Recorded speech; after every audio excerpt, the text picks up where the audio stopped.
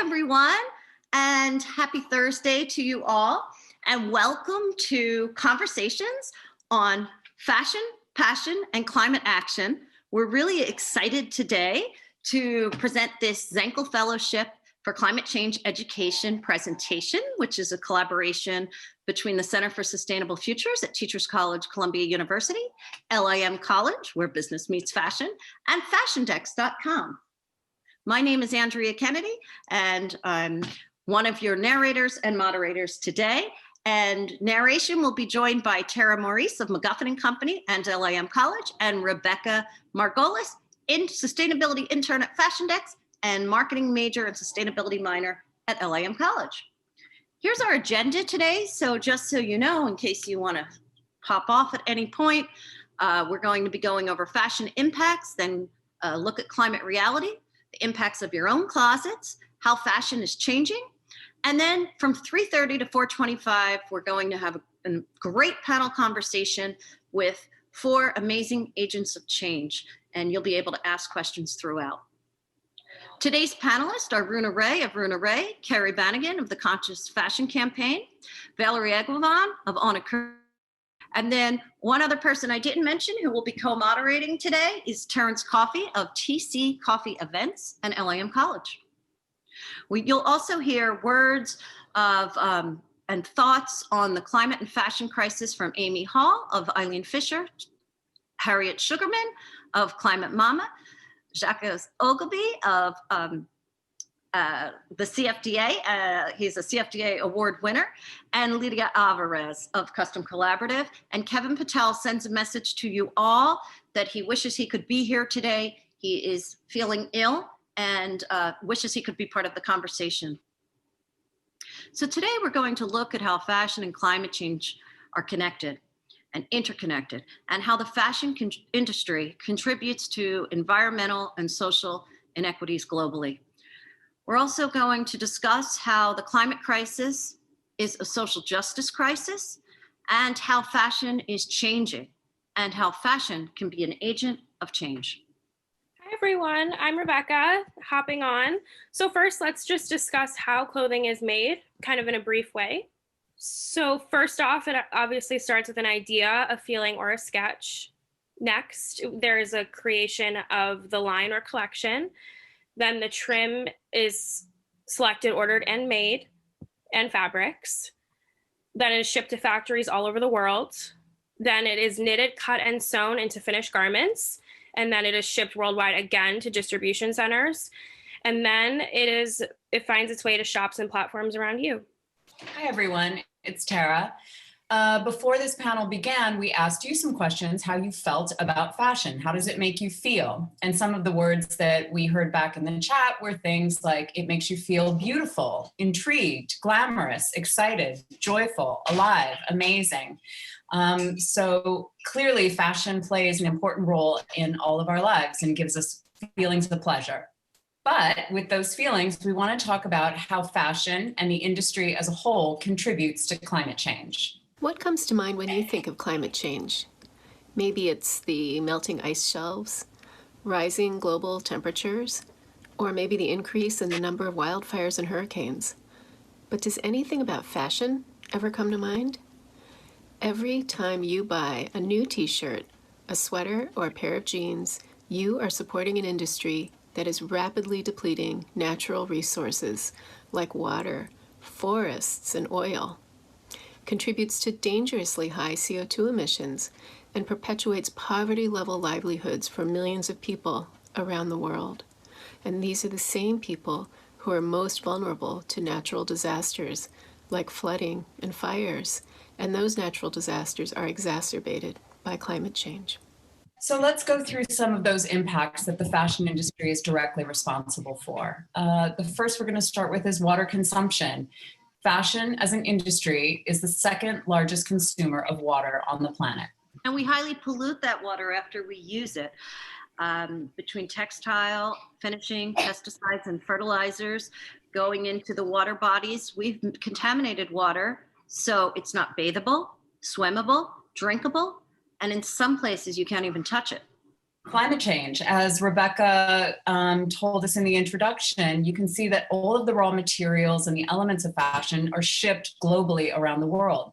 The average garment travels thousands of miles between the materials and the finished garment to move from a factory to a store.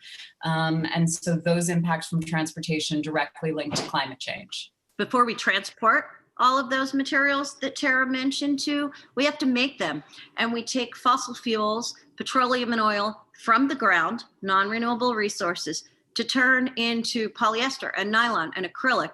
And 3 billion tons of soot are emitted annually in China just from the production of synthetic fabrics.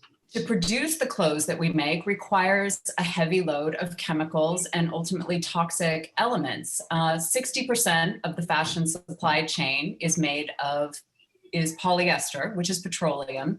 In order to dye and print those fabrics, we need to use synthetic chemicals and dyes. So there's a heavy chemical load that's attached to the production of most fashion, including adhesives, and chemicals, and then all of these things contribute to a heavy chemical load to produce fashion. And as previously mentioned, pesticides and fertilizers go every step of the way, especially on plant-based agriculture when we're growing cotton, hemp, flax. And what most people don't realize is the most common pesticides used by farmers in India, Bangladesh, and China are known carcinogenics. And people make our clothes. We forget that sometimes. We, in an automated world, we forget that humans really sit at the heart of producing both the materials, growing things like cotton and linen, hemp, flax, wool, and then people put those materials together into finished garments. And because of fast fashion, because of low-cost clothing, we frequently see along the supply chain human rights issues and labor issues connected to fashion. Workers' passports are held. They're paid below the living wage. They're often made to stay late, but have to punch out at a certain time. So if a social auditor comes, the books have that they haven't worked overtime. And if workers protest or complain, they are fired or beat. And workers' health is a concern. All of these chemicals and toxins that we talked about before come into contact with people when they are constructing clothes, making clothes. And because they're working in countries that are often under-regulated or poorly regulated, workers' health is not a primary concern for either factory owners or for the governments of the countries that they're in. So workers' health can suffer along the fashion supply chain. No protective gear either. And then Tara already mentioned the transportation, but here's a real lifetime shot of all the ships sailing the seas at any one time. We don't have all the airplanes that are flying through the air at any one time, but these are not just carrying finished garments, but they're also carrying the buttons, the zippers, the shoulder pads, the thread, and the lining fabrics, the boxes, the hang tags. It's a very complex global supply chain with heavy transportation impacts. Also single-use consumption. So fashion has changed a lot within my lifetime for sure, but a lot of the clothing that we buy now, we buy for one event. Halloween is the largest single-use event of clothing in our calendar. So much of the stuff that we buy for Halloween is discarded the next day. And I don't know if anybody else knows the second most common single-use apparel event of the year. If you do, throw it in the chat. But I can't see the chat box, so I apologize. I'm going to tell you, it's prom. A lot of people go to more than one. Yay! Mariana, you got it. Bravo. You're going to start today. And lastly, a big issue of fashion is waste. We're buying twice as much as we used to, wearing it half the amount of time. We're right now throwing 70 pounds every American on average of textile waste away per year. In 2017, they did a study and found out we were discarding 68 pounds in the US per person. So it is, even though we all know so many of these facts, we're actually increasing our textile waste over the last 2 years. And this all contributes to the fact that the fashion industry emits 10% of global warming pollution into the air each year, which is double of all of the business and residential flights and maritime ships combined annually. We put double the emissions into the air. And really, that's how fashion affects climate change. And globally, not just fashion, we're a contributor to this. All industries are putting 152 million tons of man-made global CO2 and pollution into the atmosphere every 24 hours. As a matter of fact, CO2 is being released into the atmosphere faster than any time in the last 66 million years. Here, take a look at this. From the 50s through the 80s, I'm going to take you through some climate reality slides, but from the 50s through the 80s, there was a lot of average days. And then there was just as many really chilly days and really warm days. That green line is a baseline, so keep your eye on that. The following decade, from the late 80s through the late 90s, we are seeing a lot more warmer days, and we're even seeing a little bit of extremely hot days that weren't there before. Look at the following decade, from the late 90s through the late 2000s, you can see we're having less cooler than average days, a lot more warmer than average days, and even more extremely hot days. And in the most recent decade, from 2009 to 2019, because we're still in 2020, we now have 22% of our days globally are considered extremely hot, and we have so few cooler than average days. Our global surface temperatures have really, really increased since we started outsourcing and mass producing garments in a big way. And you can see how the trajectory goes up from the 80s all the way to present day. And it looks like there's a 3 out of 4 chance that 2020 will be the hottest year on record. Miami had its hottest week ever this year. This is a global issue though. And here in Algeria, they had 124 degree Fahrenheit day. Hot weather makes hotter ocean temperatures. Again, 2020 is likely to set a record for the warmest ocean temperatures. That creates severe storms like Hurricane Maria. Severe storms create severe flooding, like this photo in Westville, New Jersey in 2019. And here in Bangladesh, which is a very important garment making company, the typhoon season is 7 months instead of what used to be 2 months. And this affects crops, farmers, and their food and their livelihood. Hotter temperatures on those years, we have more forest fires. So this is a global issue as well. But here, our fire season is about 192 days of the year now. And we all know what happened in Australia through the end of 2019. That hot temperature that allows a lot of severe storms, but also in some arid areas sucks moisture out of the air, which is why we have fires and creates droughts, like here in India. And also creates a melting of the polar ice caps, which is melting 4 times faster than any time in history in Greenland. And look at these penguins, which used to walk all across solid ice, walking through sand on a 69-degree day. And this affects plant-based agriculture and animal-based agriculture. But in terms of plant-based agriculture, the yields of many important food items have been reduced due to climate change. They can't thrive in these hot weather. They're not heat resistant. And also, the nutritional value goes down due to the increased amounts of CO2 into the air. We're not going to share any more climate reality slides, but what I also want you to know are things like allergens, ticks, poison ivy thrive in the hotter weather. So if you've experienced any of that, that's because the increased level of CO2 and the hotter temperatures have allowed that to happen. All of those floods, when those floodwaters recede, they take all of the pollution and oil from the cars that have been flooded and whatnot right into the ocean. So we're polluting everything. The climate crisis is a social, environmental, financial, and health crisis. So the second question that we asked you before you attended this panel was how climate change made you feel. And you can see a reflection of those words here. It makes you feel a little sad, scared, nervous, uncertain, angry, overwhelmed, curious, and confused. So we wanted to just take a look at the words that we think about when we talk about fashion. These are all beautiful feelings and feelings that we all, aspire to and want. So this is the desire that we have for fashion and the reason that we love fashion. It creates our identity. It gives us a feeling of power and strength and beauty. But these are the things that we know that the fashion industry presents to the world: water consumption, pollution, climate change. And these are the feelings that it gives us: a feeling of sadness and anxiety, being scared or mad. What we want to focus on today is that center column.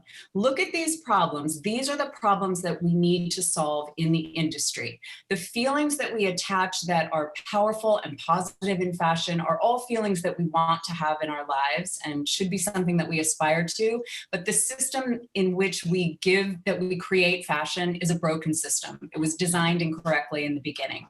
So we need to focus our attention on solving these problems while maintaining the positive feelings that we have for fashion. So that what makes us feel great and beautiful will no longer contribute to what we're scared of and makes us nervous. So before we kind of move this closer to home and into our own houses, I just want to invite everyone to, if you have any questions, feel free to put them in the Q&A box. We'll be answering anything shortly. So how do our own closets contribute to climate change? A normal, tank top, 6 pounds of CO2 emissions and 700 gallons of H2O. A normal t-shirt, 8 pounds of CO2, 800 gallons of H2O. A long sleeve button up or button down kind of t-shirt is 10 pounds of CO2 and 950 gallons of H2O. Normal pair of jeans is 73.6 pounds of CO2 and 1,800 gallons of water. A hooded sweatshirt, 38 pounds of CO2 emissions and 1,500 gallons of H2O.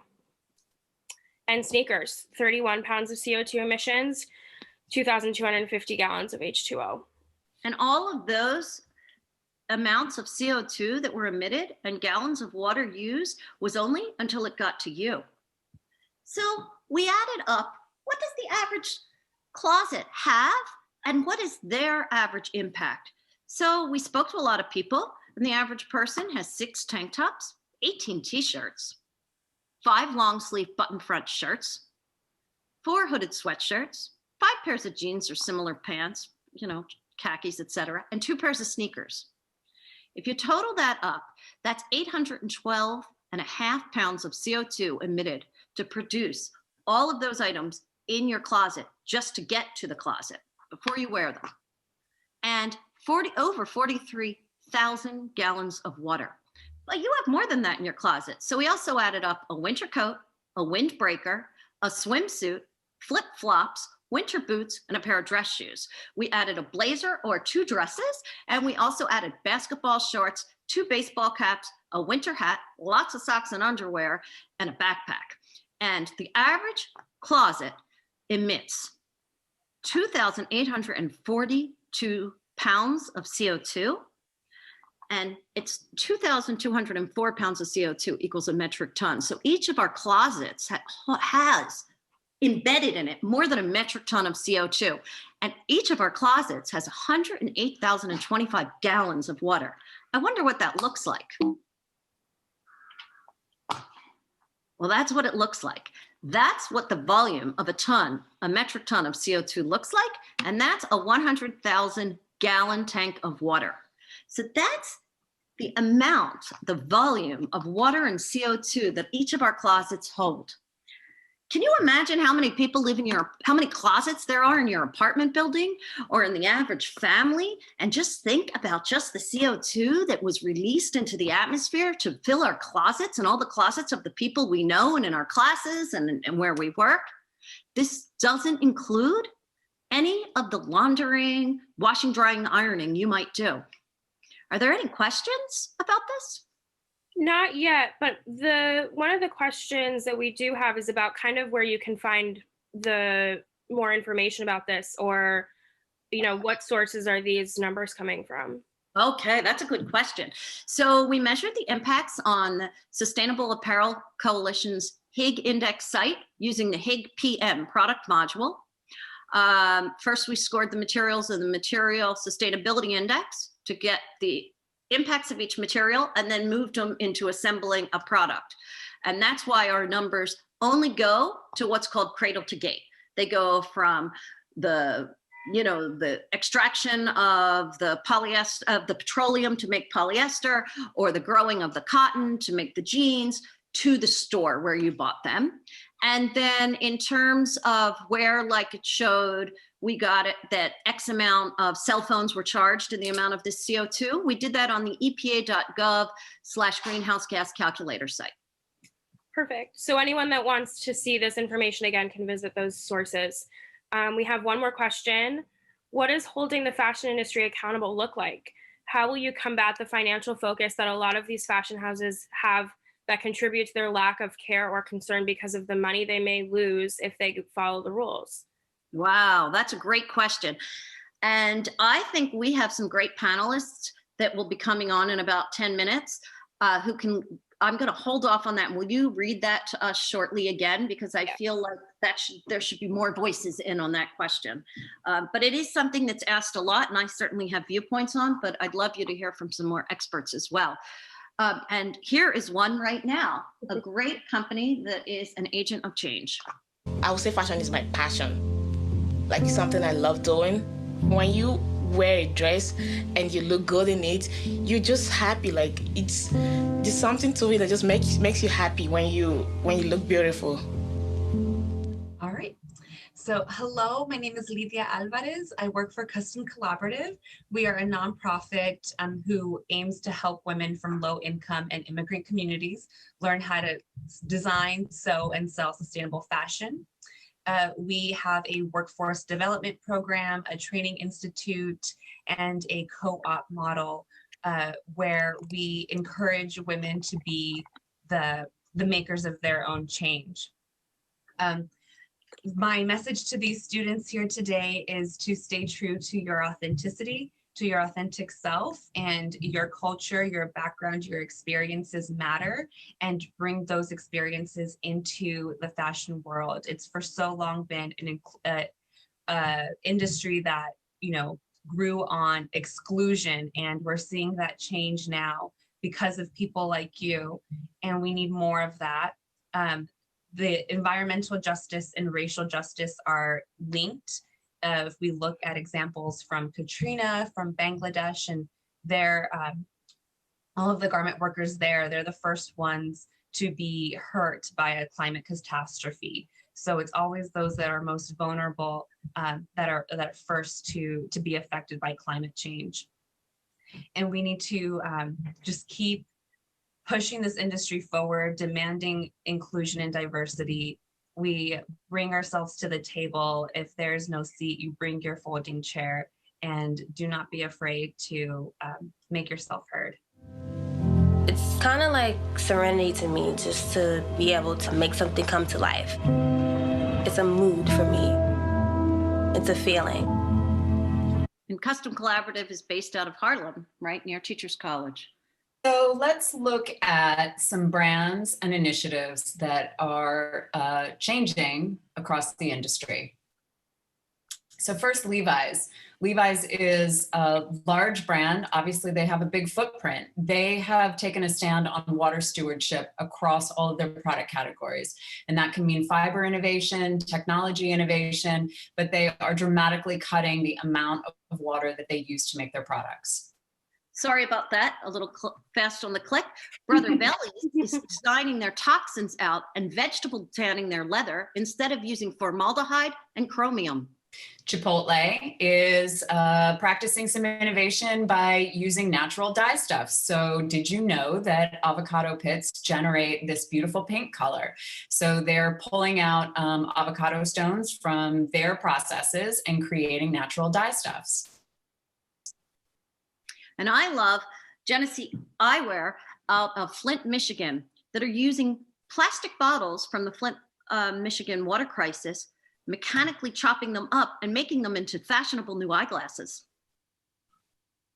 Emily Bodie is amazing designer based here in New York City. She is creating entire collections using dead stock fabric and vintage American textiles. She's also creating a database that's recording all of these beautiful old quilts that she makes clothes out of. And native New Yorkers, owners of public school, are really thinking of place-based manufacturing and making everything in Manhattan. Marc Jacobs has been upcycling fabrics that might go to waste to create masks in the pandemic. And the Renewal Workshop is repairing old garments and reselling them, like these at Carhartt. Ciclo is a material supply chain textile innovation.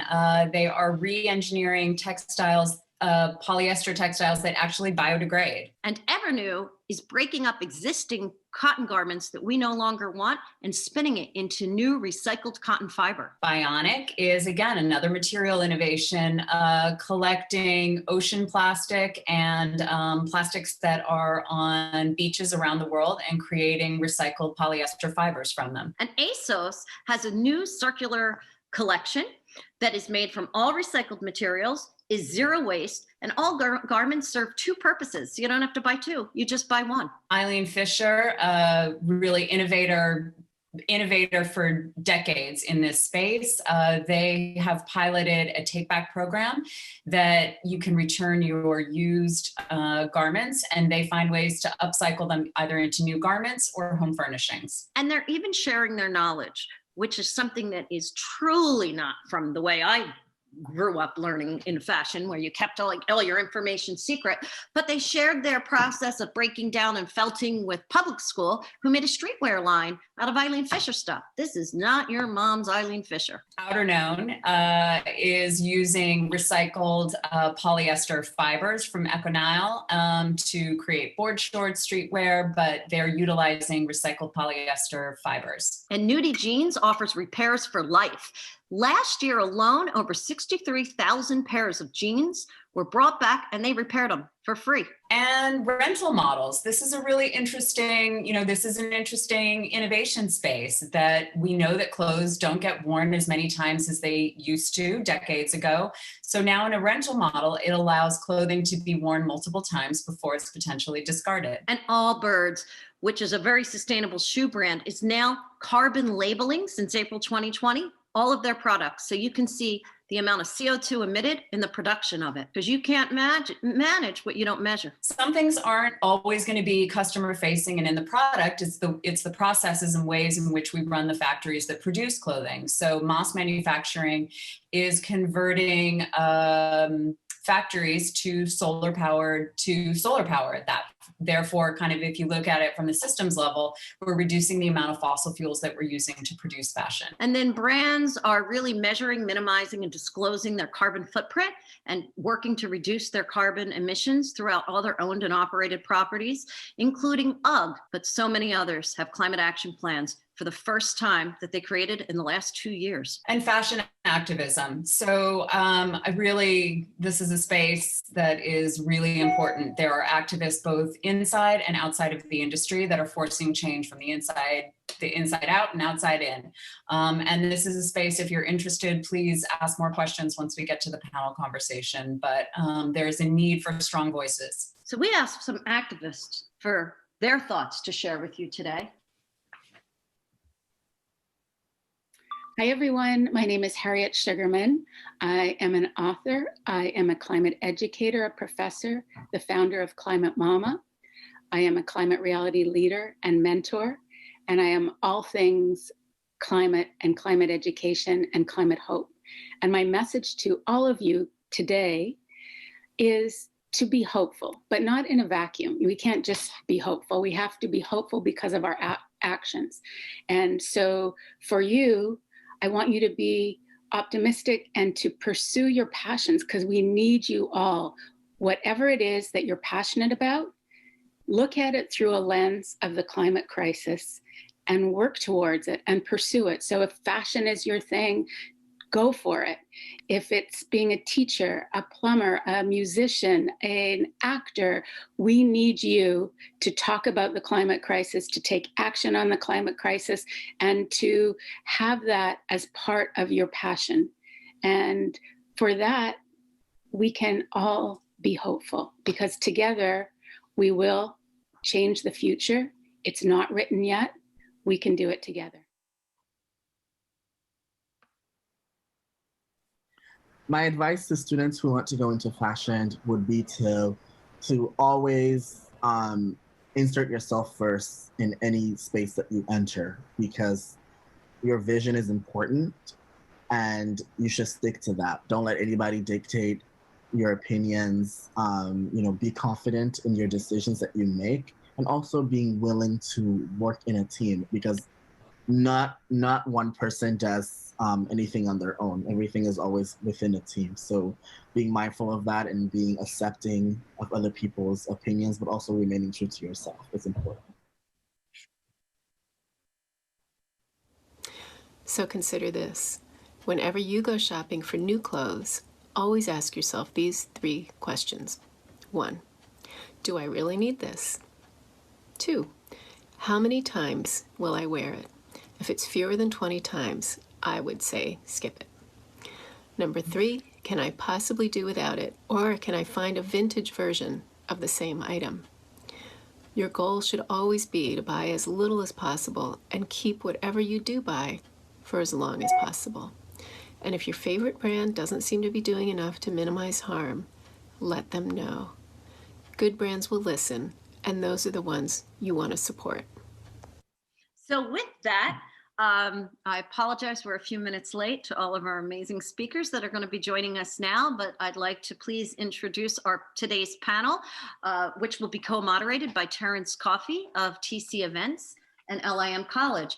Our first panelist is Runa Ray, founder and creative director at Runa Ray, and a fashion activist. Our next panelist is Kerry Bannigan, founder of the Conscious Fashion Campaign, which is a partnership with the youth to embed United Nations Sustainable Development Goals and work towards sustainable development. Our next panelist is Valerie Eguavoen, creator of On a Curve and external director of Repairs of the Breach. Our next panelist is Kevin Bass of the Council of Fashion Designers of America, also known as the CFDA. And without further ado, I'm going to stop sharing my screen and we'll start the panel. Thank you, Andrea. So let's talk fashion and climate action. To my panel, how are each of you're working in fashion or the climate justice space towards building the urgency of climate change and achieving sustainability and equity? And that goes to anyone that's on my panel. I guess I can start.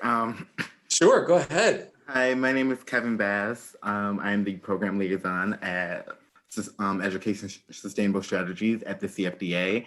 In my role at the CFDA, I lead a lot of the work that we do with students and around DEI, diversity, equity, and inclusion. With our scholarship program alone, we encourage, support, and celebrate talent, making change through design inclusivity, fashion activism, social justice, sustainable systems, and equitable fashion systems. And each year we are truly impressed of how the students are thinking. And on the DEI side, we are looking back at what we've done in the past to learn how we can create real change in the future with support in Black creatives and non-traditional experiences at the forefront of our planning. Thank you, Kevin. And when you guys come in to talk, could you please introduce yourselves, tell us, your business and a little bit about your background as well. Anyone else wants to chime into that? Okay, I can go ahead. Sure, no worries. Go ahead, Valerie and Runa. Go ahead. Hi, thank you so much for having me on board again. It's definitely an exciting panel to be a part of. So to introduce myself, I'm Runa Ray. I'm a first generation fashion designer, Indian born, living in the US. But apart from being a fashion designer and having my own private label, which is Runa Ray, I am also a fashion environmentalist. By saying fashion environmentalist, I use fashion to address a lot of social and environmental concerns. And I also work on special projects with the United Nations when it comes to like the World Oceans Day and working towards peace and social justice. So that's in a nutshell with what I do.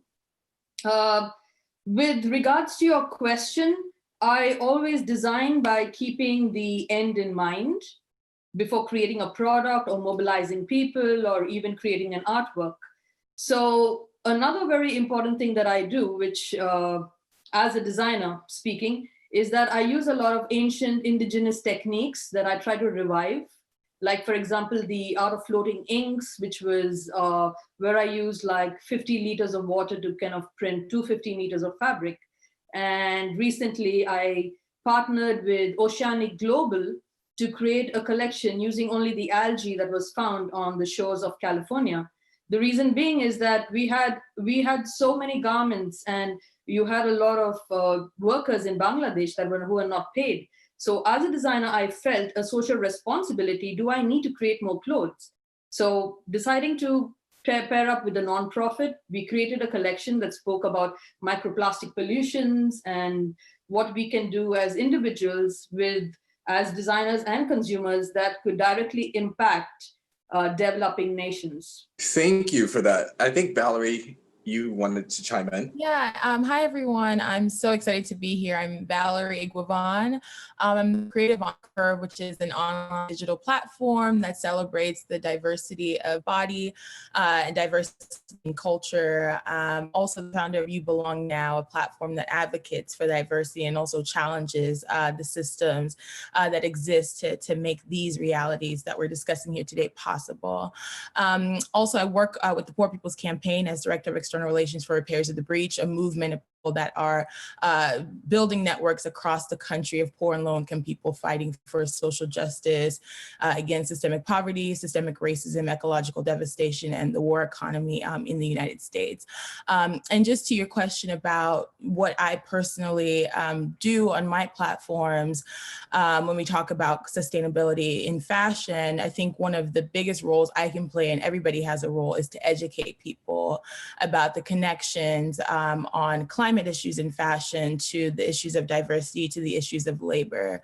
And so for me, learning as a consumer, as a customer about the issues that the fashion industry is contributing to on climate, I think also having that responsibility to share that same message and educate folks who are on for about what's going on. Thank you, Valerie. I'm going to now turn, go ahead, Kerry. Thank you. Hi, thank you so much for having me. Love to see all these familiar faces here. People are doing incredible things in the sector. I'm Kerry Bannigan. I'm the founder of the Conscious Fashion Campaign. It's an initiative in collaboration with the United Nations Office for Partnerships, where we really look to connect the sector with the SDGs. And for those that are not familiar, a lot of my work lies in raising awareness around the 17 Sustainable Development Goals, a blueprint that is there to help us transform our world that benefits people and planet. And I know everybody here on the panel definitely touches on them in one way or another with their work, and we'll dive into that. My background has been based in actually the fashion event business. For many years, or especially around like fashion weeks and conferences and so forth. And so several years ago, when I was still doing a lot of work with the United Nations, I knew that there was a huge gap to address the SDGs, and doing it through the leading fashion events and also industry associations such as the CFDA and the British Fashion Council. These are places and pillars of the fashion sector that have a responsibility to ensure they drive the right education, community, and tools for action to drive the industry forward towards sustainability. So I spend a lot of my time advocating with the conveners on how they can address and hold this responsibility true to help everyone look at the interconnectedness of the Sustainable Development Goals. They range from climate action to peace and justice and everything in between, from life on land through to gender equality as well. Thank you for that. So now I'm going to turn it back over to my co-host, Andrea. Thanks, Terance. And thank you all so much for joining us, Kevin, Valerie, Runa, and Kerry. So we're going to actually ask the next few series of questions and just name 2 of you to answer it, but anybody can chime in afterwards. But let's start with Valerie and Runa, please. So as we just showed, that the climate crisis is an environmental and social justice crisis, and fashion is contributing to these interconnected crises. But we love fashion. You know, we saw that when people registered and they had that first question. We did have a few people, one that said dreadful. I don't know where that happened. Didn't show up on the, but everybody else, for the most part, said they pretty much loved it. So if we love it and it needs to change, how can, from within the industry, can it change, do you think? And if so, how? Valerie and Runa. I can start. And I like that question asking how can it change within the industry? Because I did get to catch the first part of the program where we talk about how we personally can make changes in our lives in the fashion space and how we consume and what we buy and which brands we patronize. And I think that the second part of that answer and how we change is looking at the people in production and looking at the people who actually have the power. Because I think oftentimes when we talk about climate issues, not just in the space, we blame consumers a lot of the times. And yes, we should all be aware of our footprint. Yes, we should all make individual changes in our lives to ensure that we are taking care of our home and the planet. But they are the people who have the power and resources to stop producing these costly items to both people and the planet.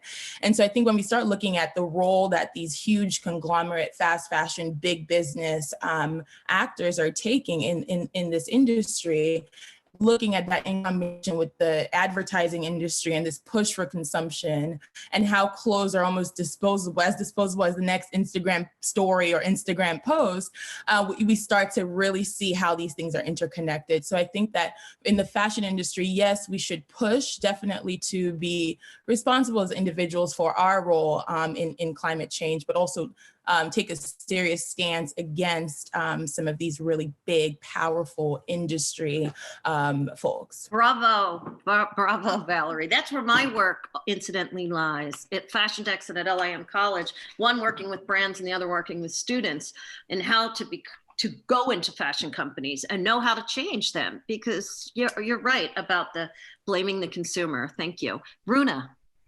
I love what you said, Valerie. Definitely. It kind of resonates with everyone, and you got it right on the head. I would like to speak about the fashion industry and organizations. So profit is always the goal for any business. But the point is, what are you going to do with the profit? Are you kind of putting aside a bit of profit, which is going to be working towards mitigating climate change? Are you going to be working with non-profits that help reverse the trend when it comes to global warming, world hunger? What are you doing as a large brand? That is number one.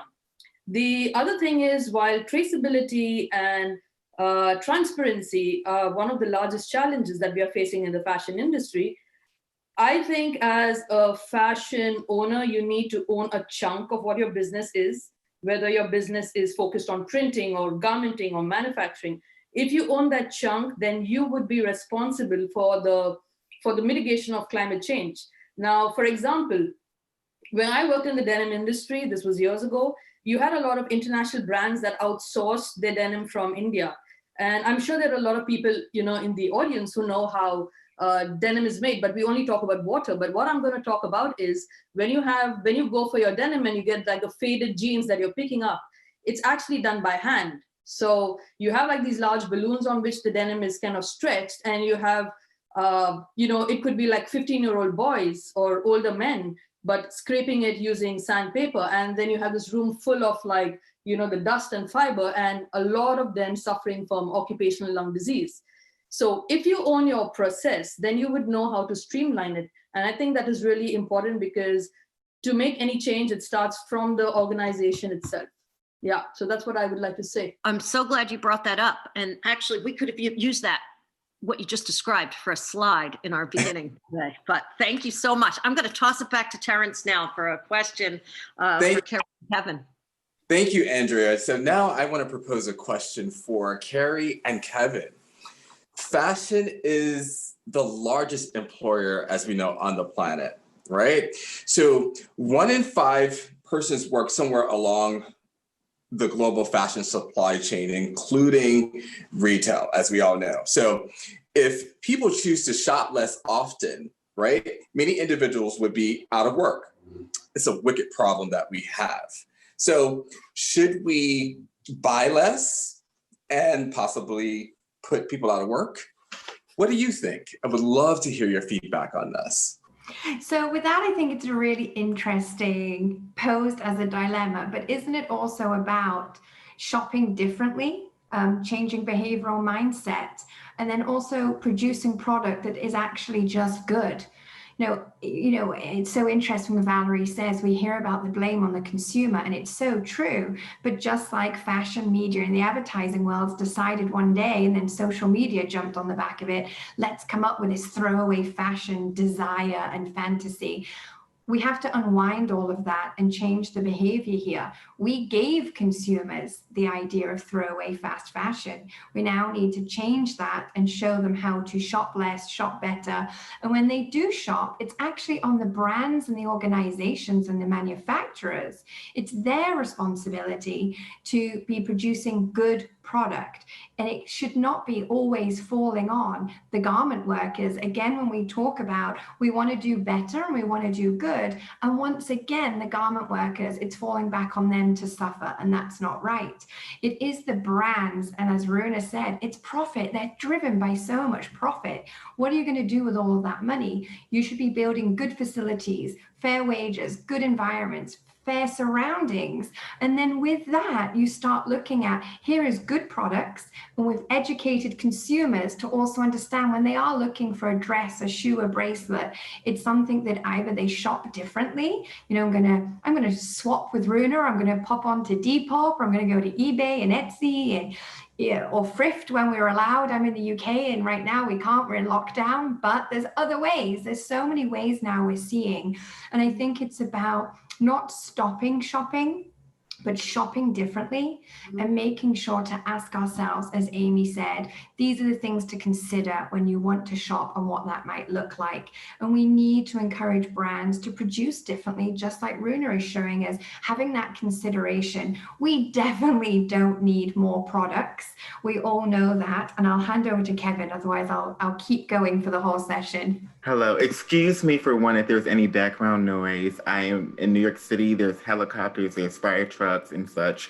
But just piggybacking off of what Kerry said, for one, I think that it's a privilege to even think that shopping is a choice right now for all people. Considering COVID, here in New York, a lot of businesses had to close. We're back in lockdown with a 10 p.m. curfew. And so many people have already lost jobs. And just with COVID alone, I think the industry should think about e-commerce and how we can change jobs in retail. But also, so many millions of people outside of our industry are employed, like our consumers are unemployed. So I think that if we're thinking to the future or the past, that we should always think of quality instead of quantity. Me, myself, there's a lot of items that I have that I'm like repairing myself, and like I just bought like a sewing kit so that I can like repair like tags and such. So definitely do that. And also I saw a comment that came up when Kerry was speaking about how our industry is already overproducing and we should think about producing less anyway. But still, it's like, it's a privilege to think I have not even shopped this whole pandemic. Like I can't wait until like I'm in the position to be able to buy something again. Thank you for that, Kerry and Kevin. So now we're gonna take some questions from. I'm gonna jump in and ask the questions, but sure, go ahead.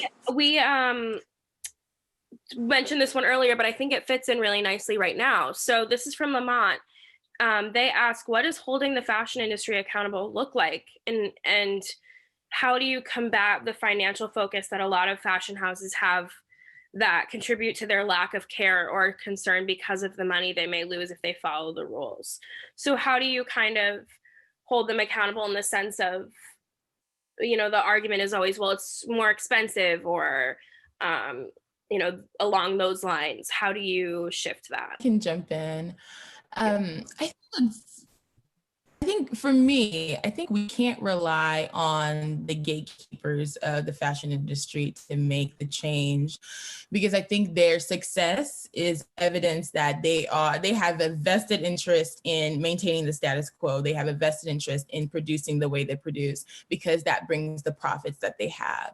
And so I think we have to start having new conversations about how we change this industry. We have to start forming new alliances across the racial justice sector and the issue of diversity and inclusivity, and connect that to climate. We have to start talking about climate issues from the labor standpoint, because you would be, I think, shocked at the number of people, because we're in these communities having these conversations, we feel like we all know, but you would be shocked at the amount of people who don't know where their clothes come from, or don't even think about where their clothes come from.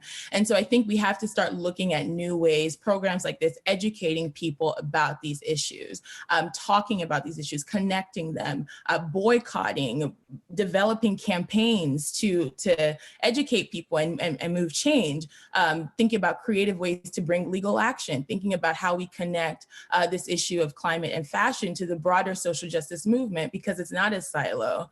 This is existing in the same world where legislators deal with the issues of economic issues that are happening in communities. And that is connected, if you peel back the layers far enough, to the issues that are happening when it comes to trade, when it comes to trade in our own communities, when it comes to international trade. And so seeing how we connect this question to the broader social justice movement, I think will really serve us, because if we rely on people who are hell-bent on keeping it the way it is to make the change, I don't think we're gonna see any change at all. I feel like I wanna hop in on this, because Valerie, I thought that was, I feel like something also, maybe it's COVID, maybe it's just a bunch of things. I just feel like something is shifting in the air in this year. And it just, to me, the general response of just average people about like climate change, like I feel like something happened this year where it is just a different conversation from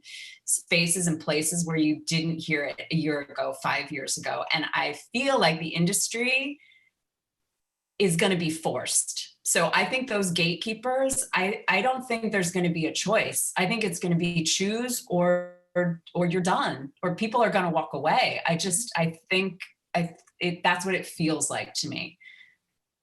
And I just want to chime in, and I promise this is the only one I'll chime in on, is that I speak to a lot of brands who tell me that same thing. This looks great, but financially, we don't want to raise our prices and we don't want to lower our profit margins, so we're not going to implement this.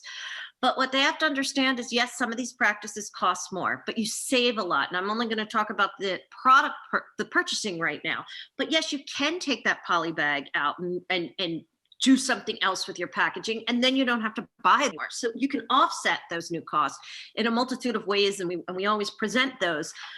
But also being slammed in the press, like the brands that were manufacturing at Rana Plaza when that went down and killed 1,183 people, or so much else when Burberry was burning clothing, or another fast fashion brand was, a different brand. You pay more when you don't follow the regulations in just trying to hire some lawyers and marketers to retell that story for you. So it's better to be ahead of the curve in terms of when you were asking Lamont about, what about those brands that says it costs too much? Sorry, Rebecca, back to you. No, that's okay. Don't apologize. I think I'm actually going to turn it back over to Terance for some more questions. Sure. Thank you, Rebecca. My next question, I'm going to propose it to Rana and Kevin. Many brands are saying they are changing, but when we dig deep, they use greenwashing, as we know. How can we here know when brands are actually greenwashing and know if what a brand says is authentic? In fashion, we know everything starts from the seed, right? Yes. Or if it's like a natural product, it's from seed to fiber to the final fabric.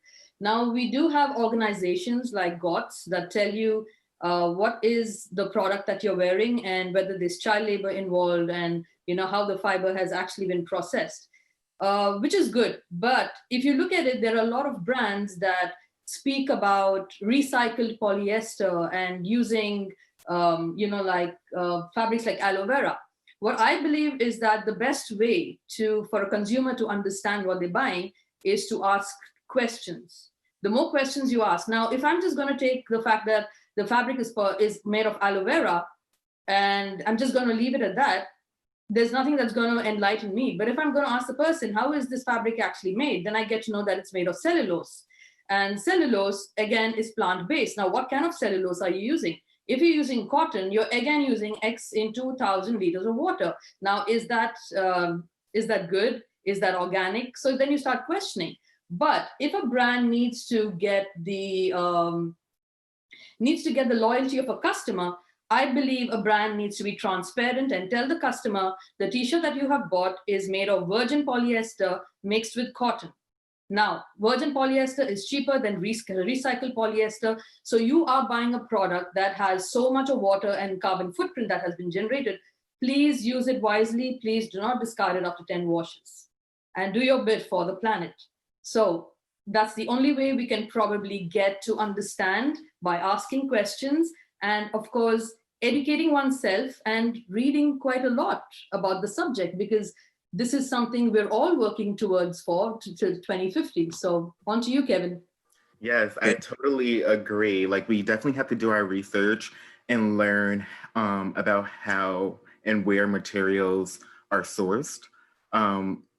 A lot of things that we can do, or consumers can do, is look at companies' website, and hopefully that information is there, and read what they're doing. Look for quantifiable goals.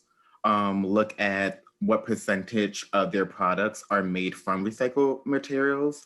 You can also check certifications using Blue Design, Cradle to Cradle certified, and Fair Trade textile standard. And also invest in brands with a holistic approach. And I agree that fashion brands should offer this information publicly to avoid greenwashing. Thank you, Kevin and Runa. So now I want to turn it back over to Rebecca for more questions. So kind of tagging on to the difficulty of sustainability. I think one of the things that's challenging about sustainability is we've been using that word incorrectly for the last 10 years.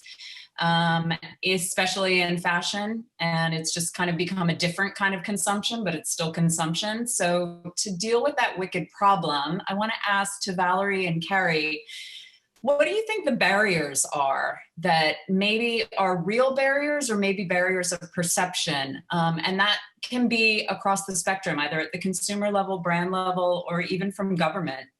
But what do you think the barriers are that we need to push through? So I think to that, I think it's going to be interesting. Valerie and I have probably got different things to bring to the table here, so it's great to split this question.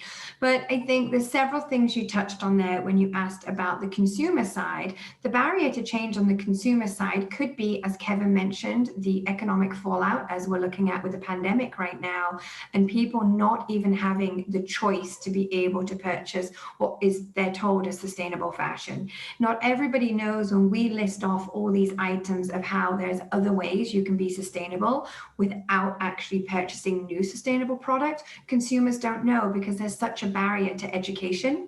And when there is that little bit of education, there's even that barrier of transparency. So with consumers, I feel like they're running around thinking, I'm doing good, I'm trying to do my part, I'm doing this. And people tell me it, my family will be like, oh, you'll be so proud of me. I bought this from this high street brand from their conscious collection and I want to faint, because I'm like, no, it is not what you should be doing. You're actually not playing your part in doing good for the planet or the people making the garment, but you've done your part in being pulled down the rabbit hole of greenwashing. But they don't know that. So on the consumer side, that's why I think it's hard for the barriers. And as this pandemic continues, we're going to continue to see the inequalities become deepened. We're going to see these people that were already vulnerable are being hit the hardest by this pandemic. So again, back to Kevin's point, echoing how this barrier of change might not even be a choice for some people. They are sitting in a situation which is very economically damaging right now as a consumer. On the industry side, and there's no accountability. There's pulls in the government of where is the legislation? Where is the regulation? Why is it on designers such as Runa to decide herself, I'm going to be a good designer and I'm going to make good product? We know there is not every designer out there with that mindset, and there's no regulations to make them do any different other than create product, get the price down, get their margins as small as they can, so anything or what they've got to pay out, so they're only benefiting. And until we can get some legislation in place and policy, we're going to continue to run in this circle of barriers industry-wise and definitely barriers on the consumer side. Thanks, Kerry. And we're going to spend the next 20 minutes answering questions in the Q&A box from all the students and people that are here. But before we do that, I want to ask a question that would have been my next question, but we're going to go back to Rebecca. But also Dr. Oren Pismoni-Levy in the audience on the panel is asking, is what can youth do who are watching and attendees right now, and a lot of them are also watching on YouTube if they're not right here with us, but what can they do to use fashion as an agent of change? Or, yeah, save your like inspirational moment for that last question you know is coming, but what about the youth? Because they're not in the industry, so they don't care so much about how the business part is changing. Kevin, I know you have some scholarship information. Do you want to start? Yeah, definitely. I think it really just depends on like the change that the individual wants to see. In our scholarship program, we have definitely seen that a lot of the issues and more that we've talked about today are issues that students and graduates are really passionate about and using as inspiration to develop creative fashion systems that will benefit and improve the communities that they are a part of and the world at large, like Jacques, that was a part of the presentation. And my hope is really that this continues to inspire bigger companies who are often inspired by disadvantaged communities to find a way to support and give back to those communities. For me, something like in this moment right now, something that is really important to me is seeing Black creatives in leadership positions. And it's crazy. And like Tara said, like it really is COVID and the situation that we are in right now that is giving us the time and the freedom to, you know, be at home and work and do what we can do, but then also be outside before the pandemic with protesting in the streets and also just being more aware and educating ourselves on everything that's going on. That's one of the things that we are working on at the CFDA to try to bridge that gap. And also around COVID, something that we're working on is COVID relief funds that many of you probably seen with our, how we transitioned CFDA Vogue Fashion Fund into ACT, a common thread, but then also at the student level, we're also thinking of a COVID relief fund in terms of education and scholarship. Nice. Anyone else? What youth can do? I have something really quick and small to say, but I know Kerry knows about this. This is with the Act Now campaign that we both were involved in last year. So the United Nations has come up with this app called Act Now. So it's a pretty cool app. It's not just for the youth, but everyone can just download it. It kind of helps you track your carbon footprint. It basically tracks your everyday activities, and you can calculate how much carbon footprint you've generated. Have you kind of left the water on when you're like brushing your teeth, or have you wasted food, or things like that. So I think since we're all so technically driven right now in this time, and especially during the pandemic, it would be a good thing to explore this app. But it's been pretty good to me. So I don't know, you can try it out too. Amazing. Thank you so much. Kerry or Valerie, do you want to chime in for real briefly before we move to these 8 questions that are waiting? Yeah, I mean, I think those are good answers. I think another thing that I'm thinking about in just youth culture is how big social media and influencer culture plays in our youth community. And I think just looking at how much influence influencers have on fast fashion brands, taking a look at where your favorite influencers are shopping, what they're advertising on their page, asking them questions about their partnerships with brands, asking them, where their clothes are from, if they know where it's made. I think really having a conversation with some of the culture leaders that you follow on Instagram or TikTok, I think is important as well to start that conversation, as well as the other suggestions that Kevin and Runa had. I was just going to echo, and I know we've got to move on to the questions, but exactly what Valerie was saying about looking who you're following online. What do they stand for? How do they now align with your purpose, especially as we've gone through this pandemic together? And also just looking at who's making your stuff and what's in it. And, whether you're in fashion as a business or finding yourself just as a citizen, how you can make difference is really just lending yourself right now in this youth culture of influence and online. Look at who you're following, look what they're promoting, and find out if it stands with your purpose. Yes, thank you so much. #wear your values. Okay, Rebecca, take it away. All right. Thank you, everyone. I totally agree with this last question. I think it's very pertinent in my life, specifically because, I am a child. But let's move on. So we have one question that reads, I work with textiles that I source from artisans, which are hand painted using natural dyes. But I was asked if all natural dyes are safe for the environment. So what are your thoughts on that? Because obviously, there could be some problems in terms of farming and soil and things like that. So if anyone has any insights. It actually depends on how what kind of natural dyes are being used. Now, there's certain roots that actually give you the actual ink as to what you see. For example, turmeric gives you the actual yellow. The longer you dip the fabric in it, it's going to get deeper. I have experimented with roots like Indian madder that actually give me a pink hue. The only thing is that if you're using natural colors, you're going to have a limited collection because it's very difficult to get it onto being mass scale. But if you have brands that are doing it on a mass scale and saying that this is all natural and organic, then you really need to question it because it's not that easy to get it mass produced. So this one is kind of interesting. We haven't really discussed this yet. Sarah asks, what are some ways that we can help maintain sustainability through fashion at home, and also maybe other ways at home that you can be more sustainable? So it's very simple, basically. Like you have a t-shirt and you can convert it into a shopping bag. You're not going to throw the t-shirt away. You can either convert it into a bag. You can always use it as as scrap for like your cars or even cleaning. Any fabric. I mean, since I'm a designer, when we used to kind of like, this is back in India, when we used to create clothes, even a scrap wouldn't be wasted because you never know where fabric is going to come of use. You can cut a t-shirt up and make them into strands and use that for knitting. And you can have like a scarf that is made. So they're different.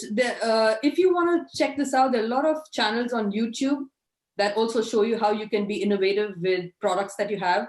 Like even like if you have denim jeans, you can cut your denim jeans and sew just the bottom and you can fill it with soil. And that's good enough for it being a pot. You don't need plastic pots, so I think the pandemic is almost like what we kind of faced during the World War I and World War II.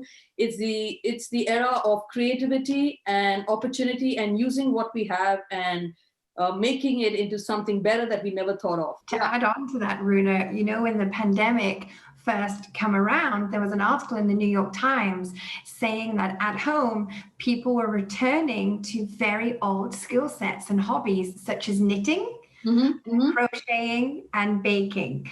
And I think it's an interesting time where it's a privilege if you've been able to pause and slow down during this pandemic, because that's not been the case for many people, especially as we know in this sector. But it's great advice what you say. It's a learning about upcycling, the do-it-yourself movement, what you already have in your house. And if people are just interested on how to maintain through their clothing, how they can stay sustainable, really, all we need is a capsule collection. Even pre-COVID, all we needed was a capsule collection, but now more than ever. And it's like, if you're allowed to see your neighbor, swap clothes, swap with your family members, swap with your friends. You know, there's only so much that you need. And where should you be going anyway that you need to splash out and get lots of stuff? It's that time to really appreciate what you already have. And if you have a lot of stuff, it's like shop out your own wardrobe, pull it out, see what's going on, mix and match things, check out things that are going on. Either you've lost weight because you've been working out lots, or you have been comfort eating like me, but there's still stuff to just look at your stuff and appreciate what you've already bought. And there's so many memories attached to what already you have in your wardrobe. So relive some of that and enjoy it, because during this pandemic, never forget that it's okay to find joy in stuff too. So we have a question from Lakshmi. Do you think zero waste design is one of the ways to go, and how practical is it? Yeah, zero waste is the way to go. I think it goes without saying. Like sustainability, now we're having a lot of talks on sustainability, but it goes without saying every brand has to be sustainable. Mm-hmm. So zero waste doesn't mean that you're going to cut your garment to be zero waste, but it also depends on what you're doing with the excess fabric. Like I think I saw some of the slides that Andrea showed in the beginning with what like Marc Jacobs is doing with like the leftover fabrics and making them masks. That's zero waste. So yeah, so like I did say earlier, do not waste. I mean, I don't think any brand now is going to waste textile or fabric. So zero waste is the way to go. Yeah. Yeah, I totally agree. Another brand that I noticed that was doing the same thing with like using their scraps is Hermes, which is like so expensive, but they have like a Petite H collection where they use scraps of leather, and they make like little accessories, like from Christmas tree ornaments to keychains to shoe accessories, which is so cool. And I think that that's like a system that other brands can follow as well. But yeah, definitely zero waste all the way. The question is, should sustainability be a selling point or a standard in terms of communicating? Assuming that we say it's a standard, how do we communicate the sustainability as a standard for our brand, however, still market or promote that in a way that doesn't make it seem like a selling point? So what are your tips for being the most authentic possible? Yeah, I think sustainability should definitely be a standard more than a selling point for brands. And I think that's just going back to the brand culture and who the brand is and what the purpose of the brand is. And I think I talked about this the last time I was with this community, is that we have to start thinking about what is the primary purpose of the brand? Are they in business to create profit and only profit? Or are they in business to create beautiful clothes because they love fashion, because people love fashion? And is there meaning to what they're creating as opposed to just chasing a dollar? And I think that when we start to think about culture and purpose more than just advertising and people purchasing our product, then we can really make sustainability a part of the brand's culture and not just a selling point. And I just wanted to add, I don't know if I'll have a chance to, when we were talking about production itself and how we can talk about climate issues and how it relates to labor, and whether we should, consider the fact that people who are producing our clothes, especially during this time when we talk about limiting production, aren't going to be out of job. I think it's sometimes hard to think about that issue because thinking about labor and thinking about production and thinking about the lack of adequate pay for people exposes other issues that exist in society. Because when you think about that, then you have to think about corruption, and then you have to think about how we handle trade and legislation in our industry. And so I think all of these issues are compounding, and you can't really silo one or the other. So we have to really be having these conversations across different areas of work. Thank you so much. Does anyone else want to chime in? I want to just so fast tack on to Valerie. I feel like I'm like tacking on, but like there is so much work that actually needs to be done in the world right now. We need to plant grass. We need to clean soil. We need to like restore wetlands. Like there is work to be done. And I think that that's where we need to start allowing our minds and our processes to shift as global societies. There is work. And that work can be really meaningful and powerful and vital. So we have to be not afraid of letting old processes go while we do new things. If fashion can catalyze some of those jobs, if there are ways that the industry can actually catalyze, how do we have organic cotton? How do we, reprocess water? That the industry actually could be a powerful catalyst for shifting labor. I totally agree. Thank you so much. Over to you, Terance, for some of our last questions. Thank you, Rebecca. So one of my last questions, I think this is something that's really important to our audience. Is there an organization to join and be a larger part of this conversation to moving the sustainable fashion movement forward? I'm going to share a few, and it's not more so actually to join, it's maybe more to follow and get some education on. I'm sure give some as well. But I think one, if you're not familiar with, is checking out Fashion Revolution. So no matter where you are on your journey, you can get some education. If you're big into the social media, you can learn. They break down definitions of words within the sustainable space. Also then on their website, they have tools, how you can action at all different levels and also different stages of maybe your career in life and what you want to do to give back within your sustainability journey. They also have their reports. They have templates of letters if you want to reach out to government bodies or into policies and to brands. So it's a really good learning source. And again, there's stuff there from all different levels and absolutely from students to academics and then brands as well. So that's a good one. Then also, if you are looking to then grow in the fashion business side, you can also look at common objectives. That used to be the Ethical Fashion Forum, but they're there for networking. And if you're looking to go on the design side, it can be helpful to connect with manufacturers, and they have kind of like their labeling system and tracking system on who's doing what and how, and it's a very credible source and an incredible team behind it. And then of course, I can't help it because I'm biased, I'm going to say CFDA. When you are ready, all their sustainability resources that they have is incredible. One of ours that we've just done in partnership is the playbook around rethinking New York Fashion Week. The sustainability strategies that are along with that are incredible. So if you are looking to go into the event side of things, it's definitely worth looking at, because this report looks at the environmental impact of New York Fashion Week and then has this strategy on all the actors from PR firms through to marketing and the producers. So something to check out as well. Thank you, Kerry. I definitely was going to plug in the CFDA. It would only be right. We also have the sustainable strategies toolkit. And looking at that document, you really can start a whole sustainable business around it. There's another playbook around KPIs that we did with NYU Stern, which is really awesome as well. On the manufacturing and FMI side, we have a list of resources. If you just go to CFDA.com, it's all public facing, open access, so everyone has access to it.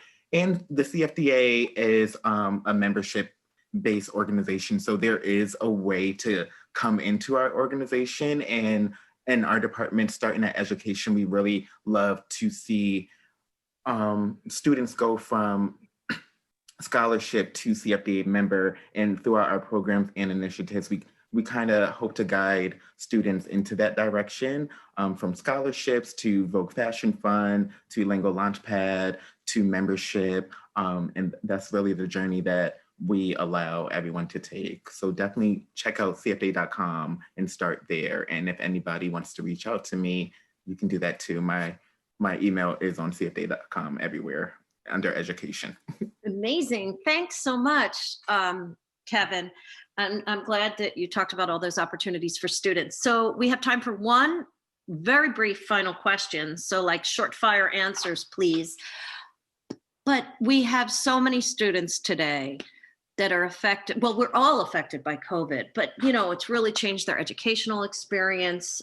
There's a climate crisis. There was a lot of, despairing news in that opening slide and on the news every day. I speak to students on a daily basis, and I'm always telling them what Paul Hawken always says is it's not a time of despair, it's a time of opportunity, and trying to keep students as optimistic as that. But in terms of all that's going on today with the social justice issues and our split nation and COVID and whatnot, and here we are talking about fashion, but what is something positive and optimistic you can leave with all of the students watching today, please? If you could each kind of maybe spend no more than 30 seconds each, and I apologize, but I do want to, I don't want to keep everybody longer than you promised. So who wants to start? Valerie, how about you? Sure.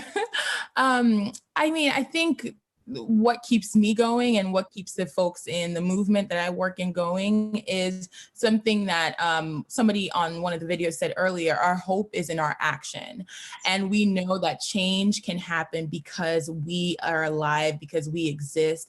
You make a difference. I feel like, sometimes all of these issues just seem so compounding. They seem more than we can fix. But I think that if you just look inwards, start in your home, start in your school, your classroom, your building, your neighborhood, anything you can change it. And I always say, imagine if everybody just did their part to make this world a better place, how much, all of these issues would be gone. So I think start with you, start with your community. It's not impossible. People have faced terrible times, but the hope is in that action that we all work together to change this world. Thank you so much. Runa. I'm going to be less than 30 seconds, I promise. So what I'm going to say is very matter of fact. Please treat fashion like food. It's as simple as that. Put only on your plate what you're going to eat. Buy what you will wear. Design what you think is going to be responsible for the consumer and the world. Thank you. And Kevin? Thank you. Runa, I actually need to hear that myself. I've been wasting so much food by accident, just like leaving stuff in my refrigerator and not having time to cook it. So thank you for that. And actually, I saw something on Instagram that Kiki Palmer posted, and I feel like she's the voice of the generation that I would like to share. She said, plot twist, 2020 has actually been the best year of your life. You face challenge after challenge. You've adapted. You've overcome. 2020 has forced you to grow extremely. Don't take that for granted. I always feel like this new generation, Gen Z, is teaching me and inspiring me. And I just want you guys to continue to be the change that you want to see. Fantastic. Thanks, Kevin. And Kerry, please. I would say find the courage to catalyze change. Be brave. Look what you've gone through and experienced already this year.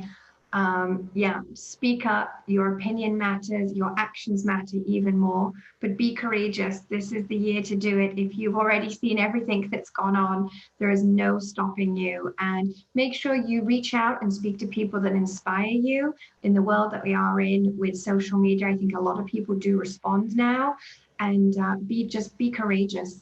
We need creative minds to disrupt and innovate to get us out of this mess. Amen. Disrupt. Thanks, Kerry.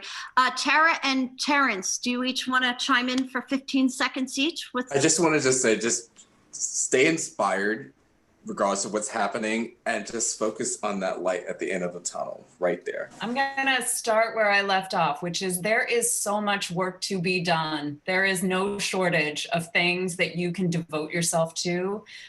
So do the work that means something to you. Amazing. Thank you so much. And thank you all. I'm going to repeat what Harriet Sugarman said in the opening, which is the future isn't written yet. So realize that, we can make happen what we imagine, and just think really big. And also ask the brands that you love, don't design for the dump. Make it really high quality, and I'll keep buying, because we have a lot of power and it is their responsibility. So I'm going to share my slides one last time as I thank you so much, Runa Ray, Kerry Bannigan, Valerie Eguavoen, Kevin Bass, Tara Maurice, Terance Coffee, and Rebecca Margolis. My name is Andrea Kennedy, and I thank you so much for being with us. And I also want you all to each think how each of you can be an agent of change in fashion. And also thanks so much to Dr. Oren Pasmoni-Levy and Erica Kessler and all of our secret hidden speakers that came and pre-recorded messages for all of you, as well as a whole bunch of other people that made this happen. And Tara, who turned my so-so PowerPoint into that beautiful, visually engaging story. Thank you for being such a great digital storyteller. So thanks, everyone. Do something sustainable tonight.